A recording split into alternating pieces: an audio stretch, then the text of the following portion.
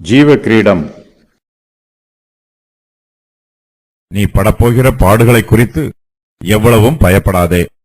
இதோ, நீங்கள் சோதிக்கப்படும் பொருட்டாக பிசாசானவன் உங்களில் சிலரை காவலில் போடுவான். 10 நாள் உபத்திரவப்படுவீர்கள். ஆகிலும் நீ மரண பரியந்தம் உண்மையாயிரு. அப்பொழுது ஜீவ கிரீடத்தை உனக்கு தருவேன். நம்முடைய கர்த்தர் நம்மை பற்றிய எல்லா காரியங்களையும் அறிந்திருக்கிறார். நமக்கு இதுவரையிலும் நடந்தது, இப்போது நடைபெறுவது, இனிமேல் நடைபெறப் போவது எல்லாவற்றையும் கர்த்தர் அறிந்திருக்கிறார். சிமிர்னா சபையாருக்கு இனிமேல் பாடுகள் வரும். அவர்கள் படப்போகிற பாடுகளை குறித்து எவ்வளவும் பயப்பட வேண்டாம் என்று கர்த்தர் அவர்களுக்கு ஆலோசனை சொல்லுகிறார். வரப்போகிற பாடுகளை குறித்து தம்முடைய பிள்ளைகளுக்கு முன்னெச்சரிப்பு சொல்லுகிறார்.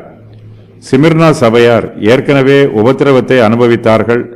அந்த உபத்திரவத்தோடு இனிமேல் காவலில் வைக்கப்பட போகிறார்கள். சிறைச்சாலையில் பாடுகளை அனுபவிக்கப் போகிறார்கள். இதை குறித்து அவர்கள் பயப்பட வேண்டியதில்லை. இனிமேல் அவர்கள் படப்போகிற பாடுகளுக்கு கர்த்தர் அவர்களை பலப்படுத்துகிறார். பாடுகளை சகித்துக் கொள்வதற்கும் அவற்றை எதிர்கொள்வதற்கும் கர்த்தர் அவர்களுக்கு கிருபை கொடுத்திருக்கிறார். இது நிமித்தமாக கர்த்தராகிய இயேசு கிறிஸ்து அவர்களுக்கு ஒரு சில ஆலோசனைகளை சொல்லுகிறார். முதலாவதாக, அவர்கள் படப்போகிற பாடுகளை குறித்து எவ்வளவும் பயப்பட வேண்டியதில்லை. கர்த்தர் அவர்களை பயப்படாதே என்று கட்டளையிடுகிறார். இது கட்டளையின் வார்த்தை மாத்திரமல்ல.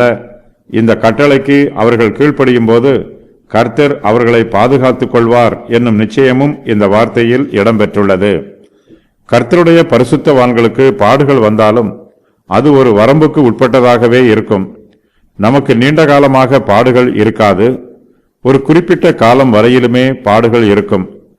பாடுகளும் நாம் தாங்கிக் கொள்ளக்கூடிய அளவில்தான் இருக்கும். சிமிர்னா சபையின் விசுவாசிகள் 10 நாள் மாத்திரமே உபத்திரவப்படுவார்கள். சோதிக்கப்படும் பொருட்டாகவே இவர்களுக்கு பாடுகள் உண்டாயிற்று. தம்முடைய பிள்ளைகளை அழிப்பதற்கு கர்த்தர் ஒருபோதும் பாடுகளை அனுமதிக்க மாட்டார். பிசாசானவன் எல்லா விசுவாசிகளையும் சோதிக்க மாட்டான். அவன் ஒரு சிலரை மாத்திரமே காவலில் போடுவான் என்று கர்த்தர் திருவுளம் பற்றுகிறார். அவனால் நம்மை நித்திய காலத்திற்கு காவலில் போட முடியாது. சாத்தான் மூலமாய் நமக்கு காவல் உண்டானாலும் அது 10 நாள் மாத்திரமே, அதாவது குறுகிய காலம் மாத்திரமே இருக்கும். நமக்கு எப்படிப்பட்ட பாடுகள் வந்தாலும், எவ்வளவு பெரிய உபத்திரவங்கள் வந்தாலும், நாம் மரண பரியந்தம் கர்த்தருக்கு உண்மையாய் இருக்க வேண்டும். அப்போது கர்த்தர் நமக்கு ஜீவ கிரீடத்தை தருவார். கர்த்தரால் கூடாத காரியம் ஒன்றுமில்லை. அவர் செய்கிறதை மாத்திரமே சொல்லுகிறவர். அவர் சொல்லுகிறதை நிச்சயமாகவே செய்கிறவர். நம்முடைய பாடுகளில் நாம் மரண பரியந்தம் உண்மையாய் இருக்கும்போது கர்த்தர் தாம் சொன்ன பிரகாரம் நிச்சயமாகவே நமக்கு ஜீவ கிரீடத்தை தருவார்.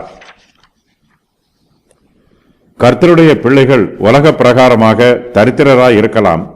நாம் மரண பரியந்தம் உண்மை உள்ளவராய் இருக்கும்போது நமக்கு கர்த்தர் ஜீவ கிரீடத்தை தருகிறார். நம்முடைய உண்மையின் நிமித்தமும் விசுவாசத்தின் நிமித்தமும் பாடுகளை குறித்து பயப்படாததின் நிமித்தமும் கர்த்தர் நமக்கு ஜீவ கிரீடத்தை தருகிறார். நாம் கர்த்தருக்கு சிறிது காலம் உண்மை உள்ளவர்களாய் இருந்தால் போதாது. நம்முடைய மரண பரியந்தம் நாம் அவருக்கு உண்மை உள்ளவர்களாய் இருக்க வேண்டும்.